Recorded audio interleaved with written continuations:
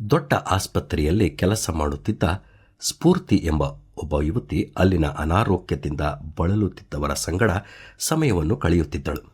ಅಂದು ಮದನ್ ಎಂಬ ಹಿರಿಯರ ಪಕ್ಕದಲ್ಲಿ ಕುಳಿತುಕೊಂಡು ಕೈಯಲ್ಲಿ ಅವರು ತೆಗೆದುಕೊಳ್ಳಬೇಕಾದ ಔಷಧಿಯನ್ನು ಹಿಡಿದುಕೊಂಡು ಅವರ ನಿವೃತ್ತಿ ಜೀವನದ ಬಗ್ಗೆ ಮಾತನಾಡುತ್ತಿದ್ದಳು. ಸ್ವಲ್ಪ ಹೊತ್ತಿನಲ್ಲಿ ವೈದ್ಯರು ಸ್ಕ್ಯಾನ್ ರಿಪೋರ್ಟ್ ಹಿಡಿದುಕೊಂಡು ಮದನ್ ಅವರ ಬಳಿಗೆ ಬಂದು ಅವರಿಗೆ ಕೂಡಲೇ ಶಸ್ತ್ರಚಿಕಿತ್ಸೆ ಆಗಬೇಕೆಂದು ಹೇಳಿದರು. ಆಗ ಮದನ್ ಅವರ ಕೈಗಳು ನಡುಗುವುದನ್ನು ಸ್ಫೂರ್ತಿ ನೋಡಿದಳು. ಅವರಿಗೆ ಏನು ಹೇಳಿ ಸಮಾಧಾನ ಮಾಡುವುದು ಎಂದು ತಿಳಿಯದೆ ಸ್ಫೂರ್ತಿ ಒದ್ದಾಡುತ್ತಿದ್ದಳು. ಹೆದರಬೇಡ್ರಿ, ದೇವರು ನಿಮ್ಮ ಸಂಗಡ ಇದ್ದಾನೆ ಎಂದು ಅವರ ಹೆಗಲಿನ ಮೇಲೆ ಕೈಯಿಟ್ಟು ಸಮಾಧಾನಪಡಿಸಿದಳು. ಆಗ ಮದನ್ ಬಹಳ ಧನ್ಯವಾದಗಳು ಅಂದರು.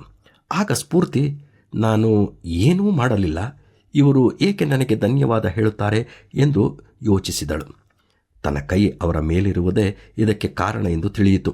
ಹೌದು ಪ್ರಿಯರೇ, ಮಾತುಗಳಿಗಿಂತ ಒಂದು ಪ್ರೀತಿಯ ಸ್ಪರ್ಶ ಒಳ್ಳೆಯ ಪರಿಣಾಮ ಬೀರುತ್ತದೆ. ಚಿಂತೆ, ದುಃಖ, ಭಾರ, ನೋವು, ಭಯದಿಂದ ತುಂಬಿದವರಿಗೆ ಒಂದು ಪ್ರೀತಿಯ ಸ್ಪರ್ಶ ಅವರಿಗೆ ಅಗತ್ಯವಿರುವ ಧೈರ್ಯ, ಸಮಾಧಾನ ತುಂಬುತ್ತದೆ. ಯಾರೂ ಮುಟ್ಟದ ಕುಷ್ಠರೋಗಿಯನ್ನು ಏಸು ಮುಟ್ಟಿದಾಗ ಅವನು ಸ್ವಸ್ಥನಾದನು. ನಾವು ಆರ್ಥಿಕವಾಗಿ ಸಹಾಯ ಮಾಡದೆ ಅಶಕ್ತರಾದರೂ ನಮ್ಮ ಪ್ರೀತಿಯ ಮಾತು, ಸ್ಪರ್ಶ ಬಹಳ ಮುಖ್ಯ. ಹಾಗಾದರೆ ಅಗತ್ಯವಿರುವವರಿಗೆ ನಾವು ಹೀಗೆ ಮಾಡೋಣವೇ?